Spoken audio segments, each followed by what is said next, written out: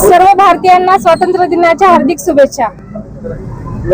आज देगलूर शहरातील व सर्व भारतीयातील जनतेंना व सर्व माझ्या बांधवांना, सर्व माझ्या बहिणींना, सर्व माझ्या भाऊ जनतांना या स्वातंत्र्य दिनानिमित्त सर्वांना मी माजी नगराध्यक्ष या नात्यानं सर्वांना शुभेच्छा देतो। जय हिंद, जय महाराष्ट्र।